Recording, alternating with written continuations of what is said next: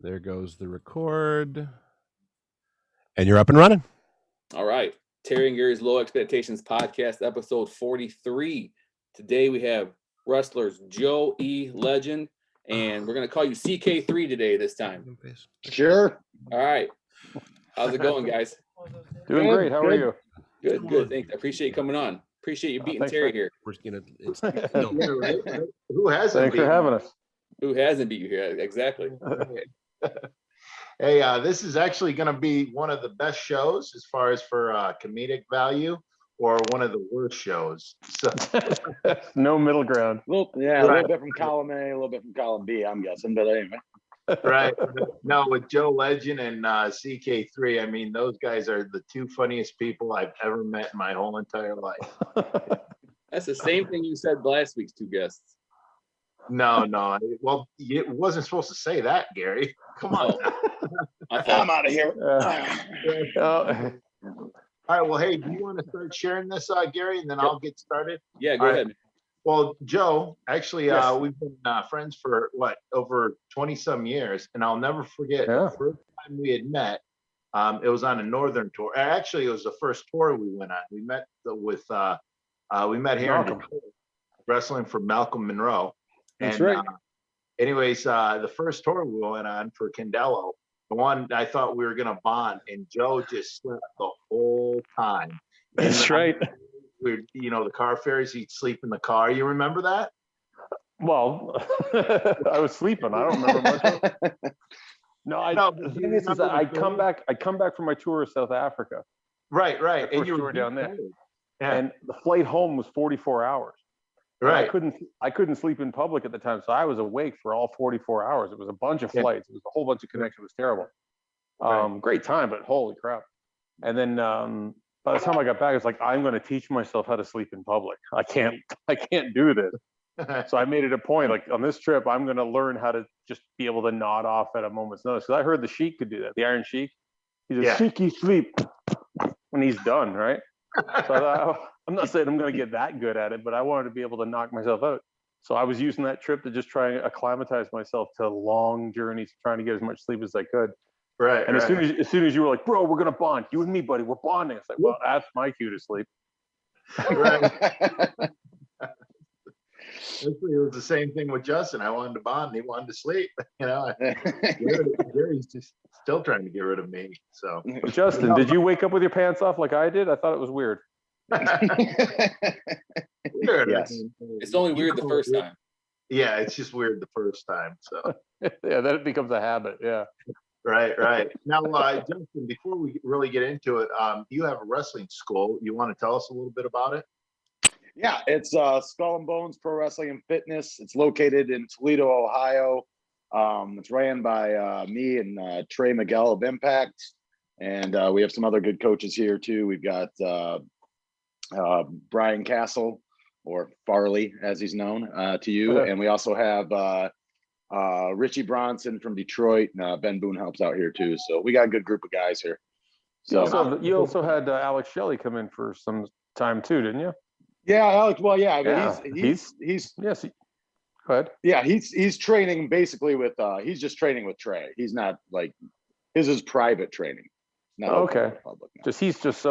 He's so talented that just having your students being able to watch that guy work out, they'd probably be able to glean a lot of good information. Oh, one of our guys, Sam Beal, he's kind of taken under his wing too. And Sam's going to be really good, which is cool because he's one of the original guys I trained at a different wrestling school, and then he came over here.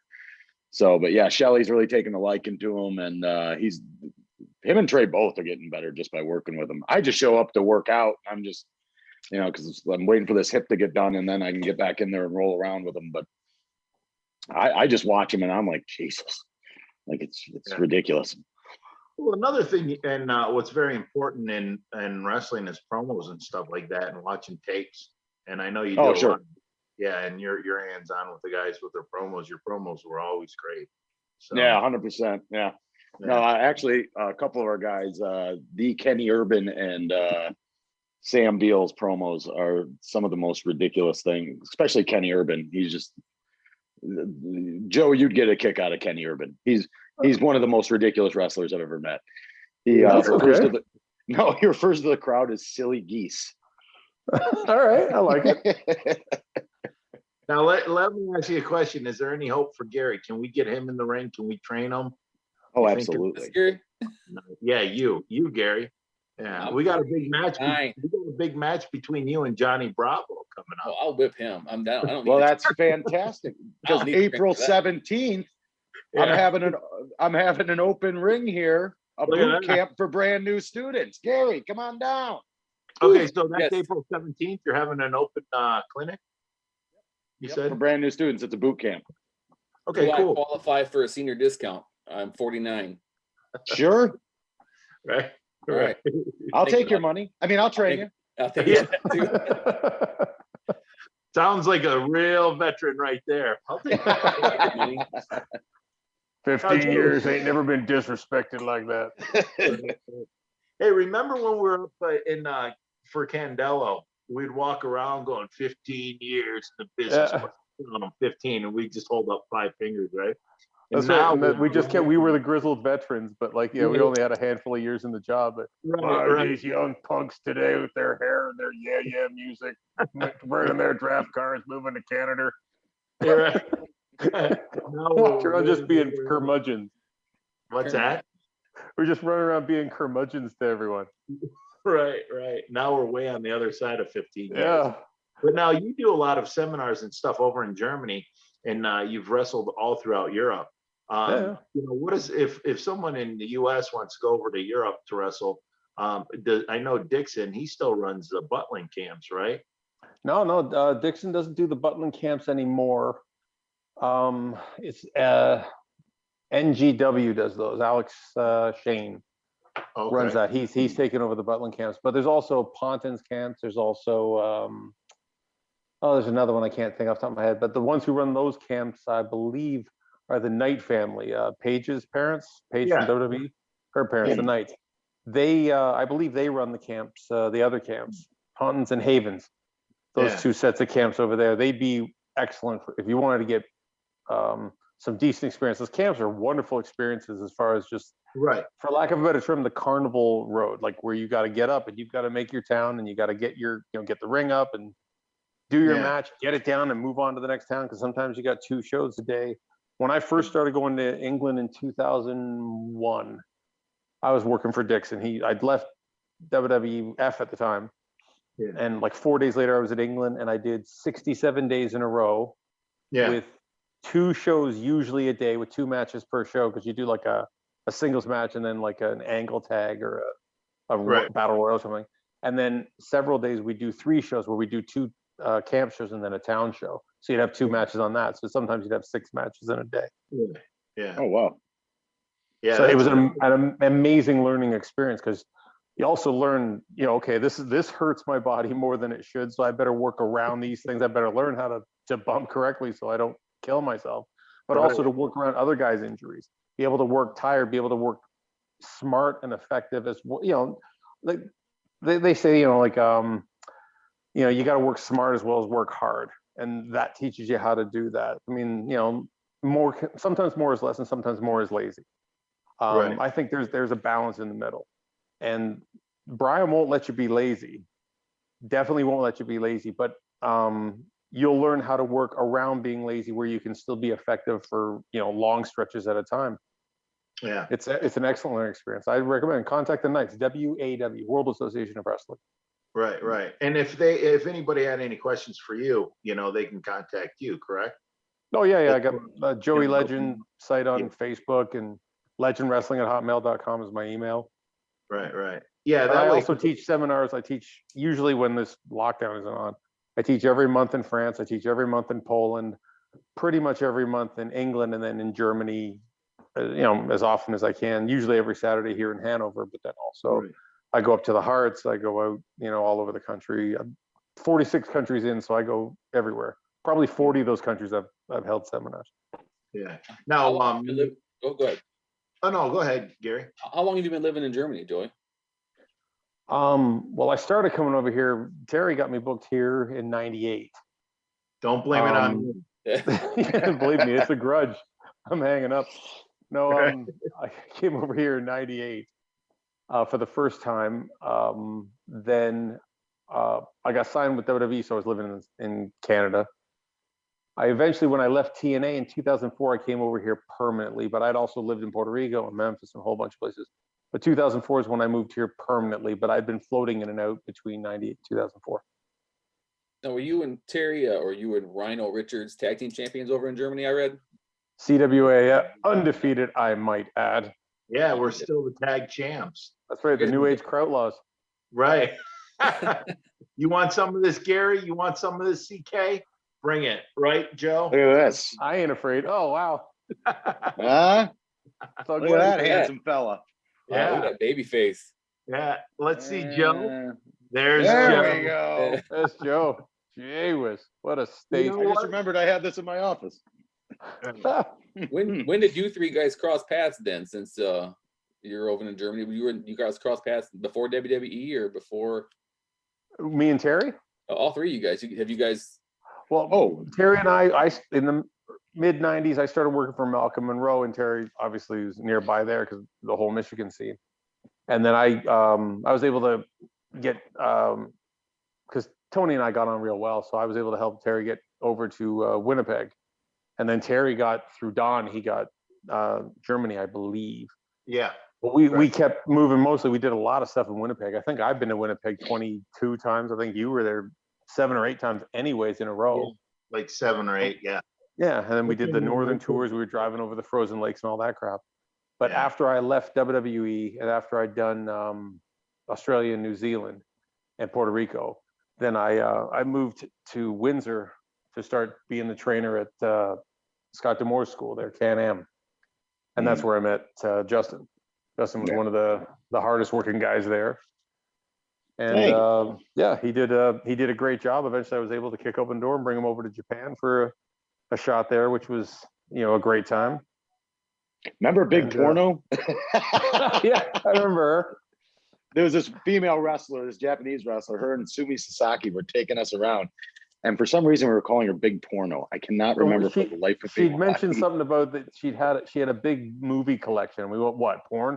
So, oh no, yeah, it was porn. Right. And then that was it. For the rest of the time, we just called it Big Porn. And that's the can I throw something in? That's where CK's mom bought CK a passport holder. It's from the front and the back, it's clear, and then you put your passport, and it's such like a what a mother would travel with, right? And you wear it around your neck. So CK totally popped. He's like, Judy would get this, and he calls his mom by her first name, Judy, not mom. He's like, Saint Judy. Right. He goes, so I have to, because it just pops myself and the boys when I wear it, right? Sure. Like a fanny pack on the hip in Vegas, middle-aged women wear, right? So he wears it, and Justin loses everything. He will lose his hat, even though it'll be in his hand. He'll be like, "Where's my hat? Where's my hat?" Right? So we're coming back from. I'm pantsless as we speak. I have no clue where they're at. Where's my virginity go? So we're actually coming back years later. Look in the He corner. told me how he got this from Japan, right? And how Judy told me the story. So he lost his passport. He's like, man, I think I set it down by security, this and that. So I'm helping him look for it. And he ended up finding it. We were coming back from Canada, and it was tucked in between because it had 2 pieces of cardboard. And when he put it back in there, it went in between, right? He's like, I thought I put it in there, and he's looking at it, flipping it around. So yeah, it was funny. He could lose anything and everything. I can. Winnipeg, you lost your pink singlet. No, it was the maroon, or it was a purple one. I thought it was a pink one. Either way, I remember you started kicking in doors of people's rooms looking for your stuff. Well, here's the thing. I went and did my laundry right at the hotel. And it got burgled, yeah. Back down, and a couple doors down, I seen them people.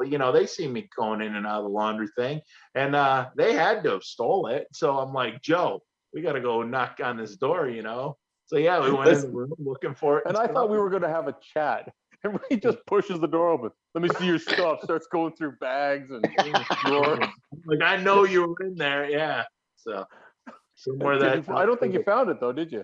No, I never found it, man. No, so all you did was traumatize the locals. That's it. You want to hear an amazing story? I don't know if we told this last time or if it just didn't get recorded, but so Joe, I'm coming back from Newfoundland. And this is one of the few times I wasn't with Rhino in Newfoundland, right? So I'm dog tired because they flew me into Toronto. I'm driving home early in the morning. I finally get to the border. They search my car. I put the passport on top, drive home. I get home and I realize I left my passport on top of my freaking car, right? Just then, Rhino calls and he's like, "Hey, man, how was Newfoundland?" I'm like, "Mother," going off and just screaming. And he's like going, "Jesus." Well, he didn't say Jesus, but I think we all know that. But he was like shocked, like, "Wow, like, where'd you lose it?" I'm like, "Oh, I had it in my car, Windsor." No, listen, that. So Rhino turns into Batman. He drives to the border, gets a flashlight, walks over, right, looking for the passport, finds it, finds my passport. T, correct me if I got this right or wrong. So he's like in the middle of calling me, I think, when he finds it. Can I finish please. the story?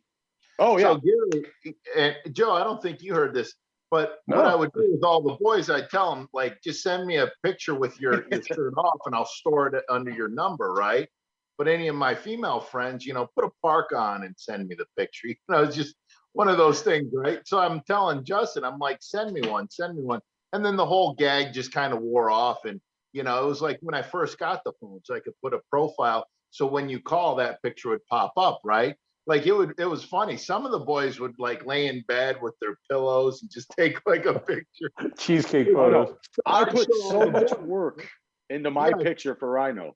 So, I'm laying Burt Reynolds style with a Viking helmet on, cigarette hanging out of my mouth, Elvis sunglasses, and a ukulele. I'm completely naked, and a ukulele in front of my junk. And my girlfriend took the picture. So that's the picture that comes up. Please, Rhino, continue. So anyways, so I told Justin, I'm like, "Are you going to send me one?" I'm like, "Never mind." Kind of the gag wore off, right? And then literally about a week later, he sends me that picture. And I popped. I'm like, some guys would have their pants unbuttoned, like Farley, I think, was eating a banana shirt. Yeah. So funny. And I'd show all the boys, right? So he sends me that, and I'm like, "By far, you won it. This is the best." So when I found his passport, I took a picture because you actually stopped by my house and you said, "Hey," because I had to give money to whatchamajigger for an outfit. So, so I took a picture of it to show you that I was, with the Ambassador Bridge in the background. So I didn't find it in my yard, right? And so you knew I went down there. So once I did that, the immigration officers seen I'm taking pictures of the bridge, right? So they came out to investigate. And by that time, I already called CK, and I got the big screen, on my phone and stuff. And they come up, they're like, "What are you doing taking pictures?" I'm like, and I explained it to him. I go, "My buddy's on the phone. I didn't want him to mistake it for a gun or his passport." So I just go, "Hey, man, he's on the phone. You want to talk to him?" Meanwhile, his picture is on the screen. And for some reason, I'm like, I forget that it's there because, when you see something all the time, you forget it's there. So these guys are looking at my phone, and I found it kind of odd. I'm like, "You can talk to him. He's right here. Here's his passport." They go, "Why don't you come up and get it?" And they're looking at the phone going like, and I don't know why they're staring. And I thought to myself, it's really odd. Why are they so focused on that? And I'm like, because he lives in Toledo and I live in Dearborn, so it's just a closer trip, why make it if you can't find it? If I find it, I'll give it to him, right? So they're just looking at him, they're just like, "Hey, man, have at it. Good luck." No, we're good. We're good. We don't. I'm like, wow, it's really odd. They're staring at my phone. And then it dawned on me, his picture was just him and the ukulele naked. Yeah. If they were cool, they would ask you what your safety word is. The funny thing is, that's the picture you sent me for our promos for the Terry and Gary's podcast page. So that picture's got more likes than anything else on our page so far. So congratulations, Justin. You know what was funny is when he sent me that, I go, "Who in the heck?" I go, "Did you tell you?" I thought Farley took it, right? I go, "Did you tell your girlfriend you took this picture?" He goes, "She was the one that took it." I'm like, wow, that's. Well, the biggest pop I ever got was at your wedding. That was the biggest pop I ever got out of you. Yeah. Joe, you want to tell him that story? All right. He's getting married in Germany. And so his missus side of the church is rammed, like tons of people. And like, I think it was 4 of us on your side of the church, right? Something like that. It was real dichotomy there. Right. And so we're in the back waiting for waiting in gorilla. And sorry, I'm just got to get my rabbit down off the couch. Okay. So we're back there, and Terry's like, "Hey man, we got to do the ring spot." And I was like, "I think I know what you mean. Why don't you tell me?" And he's like, "Well, I'll give you the ring now, and then I'll say, hey, where's the ring? And you do this, like, oh, where'd it go? I've lost the ring." And I'm like, "That's just heat, man. Like, like this is a country that embraced genocide at one point. They're not gonna miss me, right?" Right. So I don't think this is a wise move. He's like, "No, bro, come on." Yeah. So I'm like, "All right, we'll call an audible out there. We'll see if the spots happen."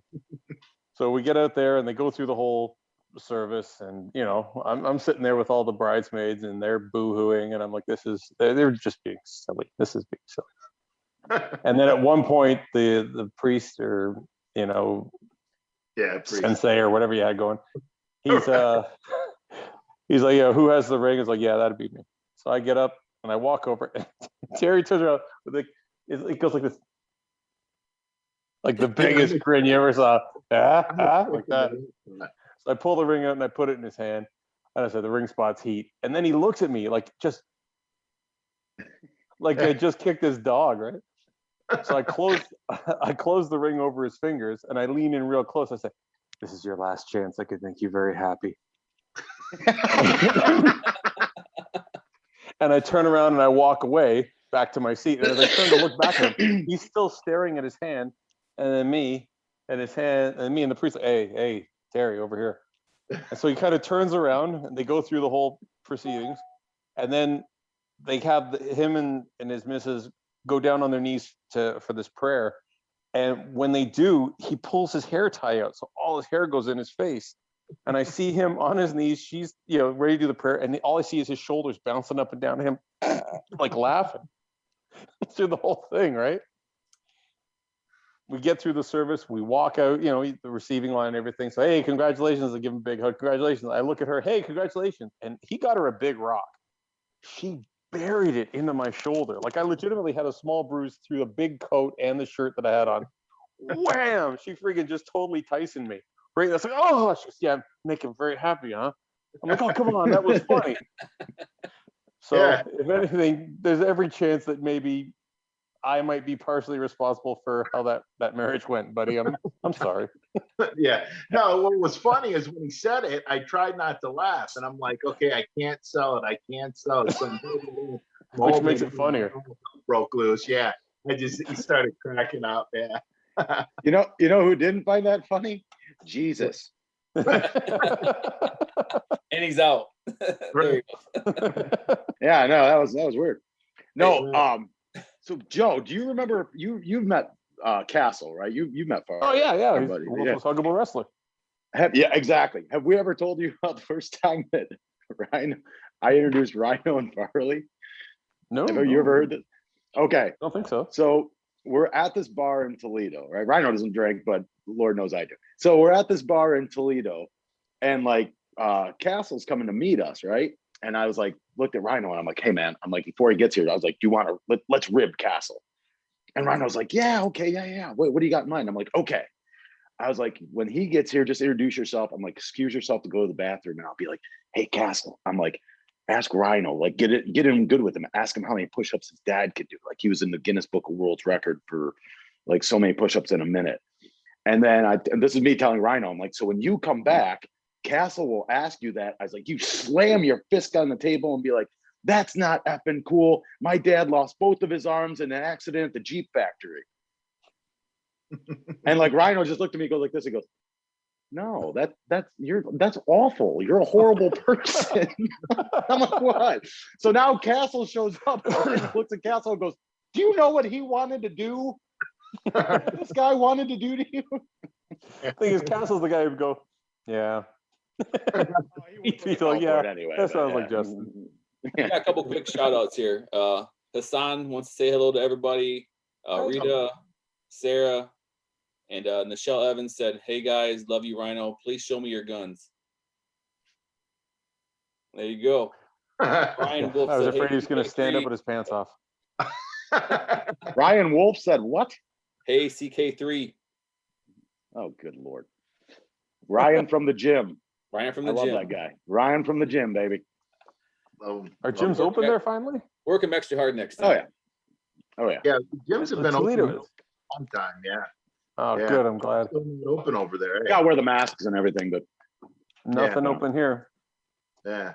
I had to get a Still. prescription to go use the rehab place. I get the rehab on the hips. I got an extra prescription so I could go in there and work out. I said, yeah, I got an issue with my shoulder. So now I get to work out there, a couple times a week, hopefully. Right. But I have to get a prescription in order to do it. That's crazy. Completely shut down. Yeah, it sucks, everything. I want to talk about. I want to talk if I can get a second here. I want to talk about the faction here, Thug Life. I mean, what a lineup here. Joey Legend, Sexton Hardcastle, Christian Cage, Zach Wild, Bloody Bill Scullion, and Rhino Richards. Yeah. That's a pretty good a group of guys there. The best part about that is it was like a pro-Canadian faction. Like we were gonna, us against America, got that angle off the ground. I remember Adam and I burnt the American flag in the ring one night and big fights with the crowd and stuff. It was a lot of fun. But we started that. Then 3 weeks later, Brett started his pro-Canadian thing on WWF TV and made ours look weak. So like we were ahead of the curve, I'm happy to say. But yeah, like Brett's obviously he's got the machine behind him to make his bigger and better. But I was kind of proud of the fact that we were kind of on the cusp of something that wound up being a bigger deal. That's a hell of a group of guys, though. That's pretty impressive. I mean, so how fun was that? I mean, how did that come about? How'd you guys get together? Well, Adam and I were tag team called Sex and Violence, and Jay Christian, he just started training. He started about a year after Adam, so we started getting him and Zach Wild Keith booked down to Detroit, and we're getting steady bookings with Malcolm Monroe and that. And eventually they wanted to do kind of a blow off angle with me and Adam where we'd break up the team. And we thought, well, we really don't want to do the breakup of the team because it's really working out well for us. So we decided to tease the breakup of the team. Like Adam and I, when we started, we said we were from New Jersey because New Jersey, the Devils had just swept Detroit 4 straight in the Stanley Cup. So we came out in New Jersey Devil sweaters and just brought out brooms and swept our way to the ring and stuff just for, easy heat, right? Right. So we were saying we were from New Jersey, but then Adam and I got into this big match. Really, I watched it not too long ago. I have it on tape here. It goes to show how old it is on tape. But it's not a half bad match, all things considered. I remember specifically one thing from that match, which is kind of a side note, is I was loving all the crazy names that Japanese were given their moves. And their tag teams, like the Steve Williams, Terry Gordy, were like the Miracle Violence. Violence connection. Yeah. Yeah. And there's a move called the Stretch Plum and stuff. And I thought I want a really stupid, like Japanese sounding name for a move. So I said, at one point, Adam, we'll do a thing with the ropes. I'll chuck you up in the air and I'll flapjack you, but I'll catch you in a cutter. And he's like, okay, well, what are you going to call it when we do it? I said, I'll give it some crazy Japanese name. You'll know it. And I remember in the match, we did like on the reverse of the whip, I was in his ear and I said, okay, reverse soaring eagle cranium cement buster.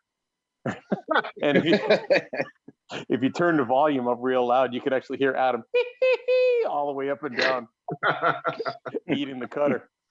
So at the end of the match, we're, in like kind of just this brawl. And then Jay comes out and gets in the middle and says, come on, guys, look at yourselves. You're supposed to be this great tag team and you're fighting each other. I mean, you let these American scumbags tell you you're American. You're from Canada. I'm from Canada. We're all from Canada.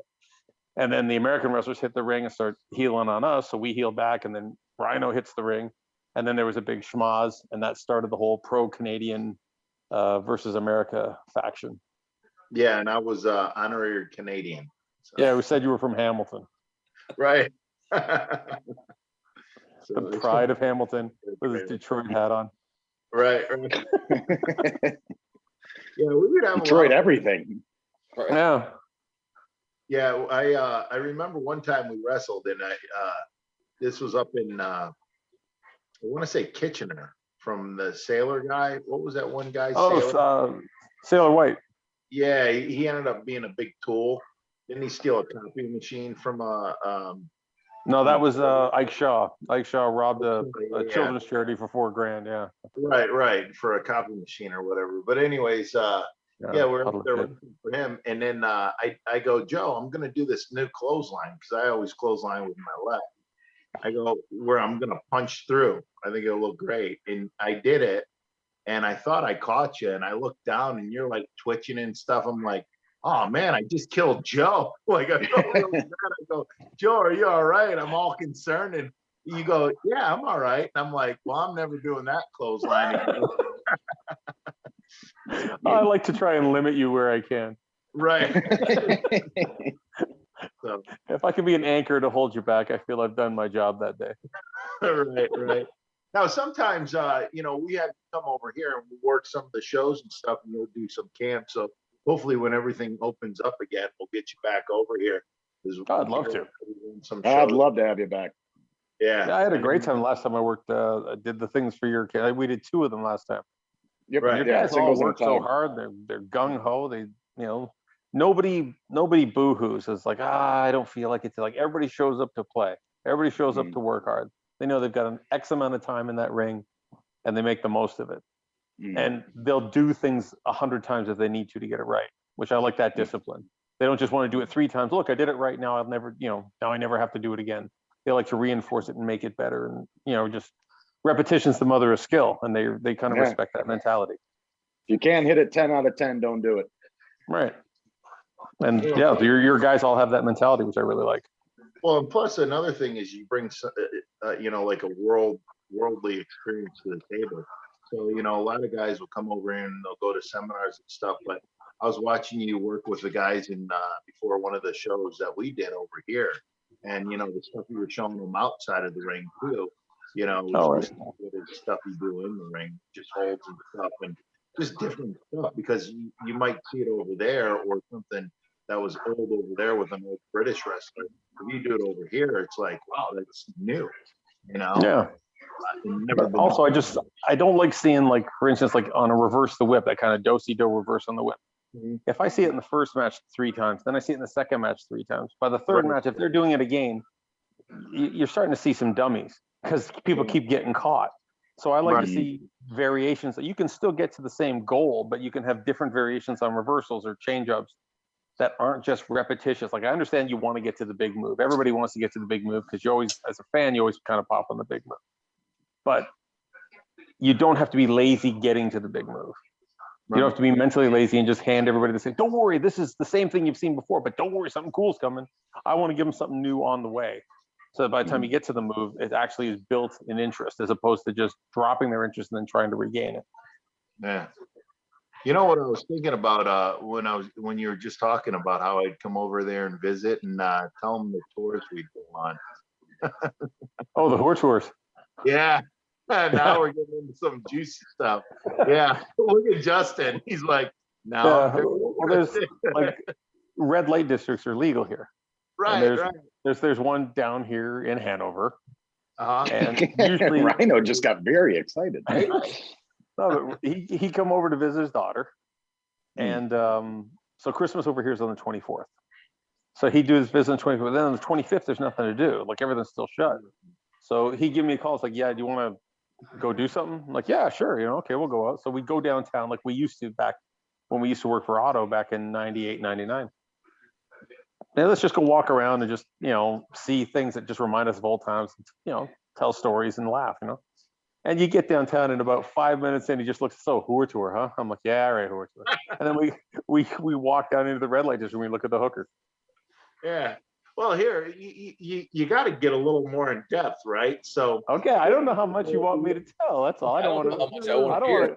I want you to tell me how I'm getting booked on this. That's what I want to know. I don't want to grass you up too much. Here's the thing, Gary.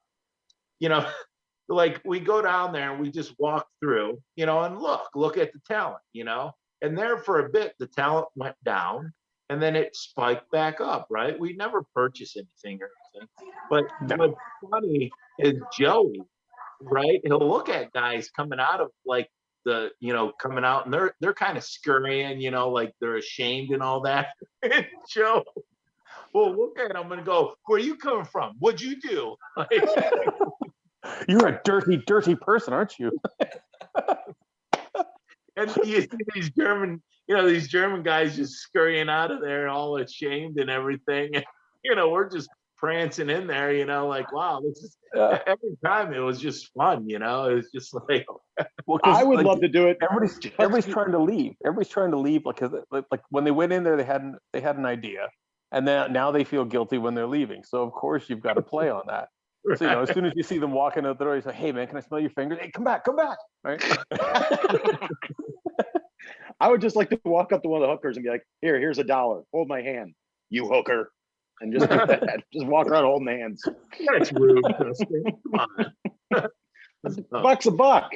The weird thing was we went there that one Christmas and we thought we're gonna go on a horse tour, and like we're gonna see the dregs. This is gonna be like the Jerry Springer of red light districts, because like any girl who's working Christmas Day kind of has to work Christmas Day.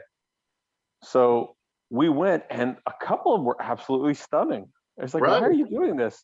Like, any one of these girls, there would be a businessman who'd have her pouring coffee in the lobby of his business.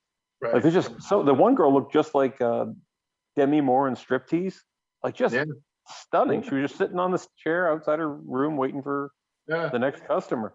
And I was like, I can't believe this girl's doing this today. Right, It's astounding. And then you got the first time I got here, I don't want to say names because I don't, but it was me and a couple of the guys. They said, "Come on, we're going for a walk." So I just kind of, all right, it's my first day. I want to play nice with everybody. And they went to the red light, and one of the guys, it was his birthday. So we all had to chip in to get him taken care of. So my first day in Germany was paying for somebody else to get taken care of. So what's the rating on this episode? I'm gonna have to submit this. Hey, it's all legal over there. Okay. Yeah. Come on, it's not like we're talking about anything illegal. It's ran through the government and all that stuff. Yeah. So no, what was another funny thing about that is because I was married, when I would go over there too, and even after my divorce, but my ex-wife knew that we'd go and just look at the talent, right? And she didn't. And Joe's wife, and it wasn't a big deal because they grew up with it, like there were naked women in the newspaper and stuff. So nudity wasn't nothing new, and the whole red light district thing wasn't anything new or frowned upon, maybe by a small group. So anyways, we get in the car, because his wife comes down and picks us up, right? So she goes, "Oh, what'd you guys eat?" And Joe looks at her, he goes, "I told you we went on a whore tour. What do you think we ate?" I'm just like, "Joe, how could you say that?" And I just started laughing. And his wife looks at him and goes, "Oh, Joe." But when you said that, you're just like, "What do you think we ate?" So, but anyway, this is what I deal with all the time, Gary. So. But it's all legal. Actually, one thing we were going to do, we didn't get to pull it off, unfortunately. There was a guy named Ice Train over here. Great, big, powerful fucking black guy. He used to, I think he used to play for the Cincinnati Bengals, if I'm not mistaken. Yeah. Big, powerful guy. He was, I can't remember his name. He was in WCW for a short time. Anyway, he was Ice Train in WCW. He was something else afterwards. It doesn't matter. But he's a big, powerful guy. And me and this guy, Mad Dog, we used to, Kimball. We used to cut through the red light to go to do the laundry. The laundromat was there. Right. So the thing is, it was like a 40-minute walk from the caravans to the red light, and then 40 minutes back. And it's like it takes about an hour for the laundry to get done. So like, why are we going to go back and come back and forth? So let's just hang around. We'll go on a whore tour and we'll have a laugh. And while we were there, we went into this one grot shop and we're looking at all the stuff they have on sale. Yeah. And we had this plan that I wish we could have pulled it off, but we couldn't. I'm looking at these magazines and these tapes. I'm going, gee whiz, people are into some messed up stuff. And then he's like, look at this. He's all excited. I look over, and there was a huge rubber fist about 3 times the size of my hand. Because they're selling this thing. So we planned to like oil it up and put it in Ice Train's carry-on for when he was flying home. So when he got to the airport. Fantastic. Yeah. But the thing is we were all set to do it. And then he got a ride to Hamburg to fly out early. He got to fly out the night at the show. He was going to fly out the night of the next day. So we were going to go in the afternoon the next day, buy the thing, and put it in his luggage. Then we were all going to be at the airport. I wanted to see it happen. I wanted to see the security. Is this yours, sir? I just so wanted to do that. But then he was like, oh, I got a ride home. I was like, yeah, you would, wouldn't you? You He's a super guy. It would have been a great rib on him. Right. So. The fact that they had one and it had like a label on it means that they make more than one. This is a common item. That's freaking amazing. Mass produced. Yeah, exactly. Like that big Hulk glove they made years ago for the Avengers movie. Right. I'll never look at the Hulk glove the same again. Thanks. Now, yeah. Actually, I'm gonna throw mine away right now. Yeah. Hey, don't you have one, Gary? Yeah, I'm gonna throw it away right now as soon as we get off the air, which is gonna be real soon here. Used to have 2.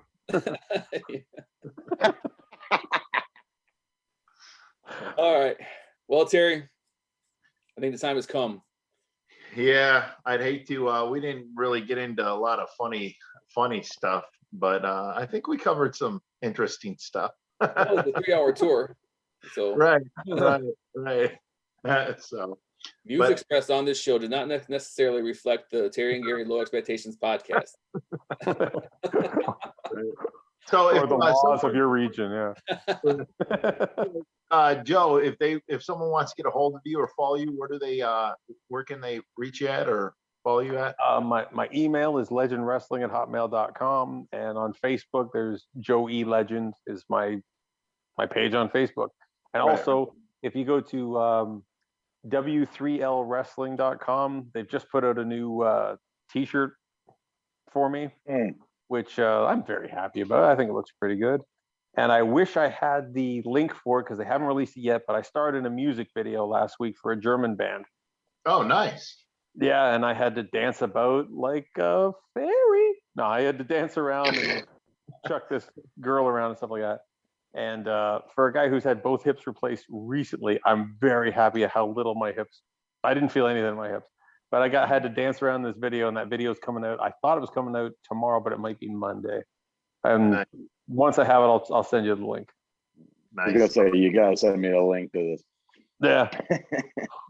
Hey, Justin, if they're looking to train, where can they find you at the school and all that stuff? No better place. Yeah, they can look me up on Facebook, Skull and Bones, or Justin Carnes, Skull and Bones Pro Wrestling and Fitness. August 17th, if you want to become a pro wrestler and see if you got what it takes. The entry fee is $50. It's 4 hours. It's a boot camp. We're gonna put you through the ringer and see if you got the stones. So. And if they wanted to get started before that, they can do it. They don't have to wait till April 17th. Yeah. So Well, I'm not taking. I'm waiting until I get my, like I said, I'm getting that full hip replacement on Monday. So I want to get back on my feet a little bit. It's kind of before we're taking on any brand new guys. Oh, okay. Okay. Now, remind me, call me Tuesday because I want to come down and kick you right in the new hip. Fall off. Anything. I was hoping you would. Right. Expect nothing less, Ryan. I'm just kidding. I'm so glad we didn't even get the ocean. We didn't even get to the story about Newfoundland when Dan, the promoter, tried to pay me $100. We were doing like the skeleton tour around Newfoundland one time. Yeah. And I was bragging because I'd said I'd wrestled Rhino so many times I knew his match, right? The promoter was going to give me $100 because I was on right before Rhino to do his entire match because there wasn't many people in the crowd. Everything. He's like, I want the gore. He was want everything, and I was so close to doing it, and then I thought, I'm rooming with him. I don't think so. Remember, how long of a drive did I do that one time? 21 hours, dude, from Yeah. Newfoundland to Goose Bay. Yeah, straight. 19 of it on unpaved roads. You're a Yeah. freaking warrior. But That was ridiculous. The unpaved roads wasn't anything like the winter roads up there in Winnipeg. So it would, I consider driving over the frozen lakes and all that. Yeah, that was crazy. Remember the tractor trailers sticking out of the ice? You just see the cab of the 18-wheeler sticking out of the ice and everything else underneath. Right. We have to drive like 5 feet away from it as we pass it. Nice road truckers. Right. It was just like that. Just with Tony Condello cursing at you by the wheel. Shut up, you cigarette going, big bottle of Mountain Dew and driving. He can't even look forward. He had midgets attacking him. Farmer Pete, he's great. They would attack him too. They would, yeah, because Kerry Brown kept saying, Tony, you can't say that. He's like, what'd he say? Hi, he said you're too short to be a midget and too tall to be a human. That's it. And then boom, he jumps over the seat, starts punching Tony in the head, wrapping his head off the window. What are you doing, you son of a? That's hilarious. So, That was awesome. Hey, Gary, did you want to take us out? Yeah, sure. You want to be involved? That'd be nice. I'm just here for my looks. Right. So on that note, I thank you guys. I appreciate you coming. I appreciate you getting tricked into coming twice there, Justin. Thank you. You appreciate it. It's great seeing you. Great meeting you. We got Chili Willie next week from ECW. Good guy. And if you guys like the content and everybody enjoys the show, subscribe, download, share, like, do all the good stuff. Terry and Gary's Low Expectations Podcast. See you next week at 4 p.m. Eastern Time, next Thursday. Thanks, guys. We'll see you again. Thank you for having me. We're out. Yeah, thank you. Get us out of here.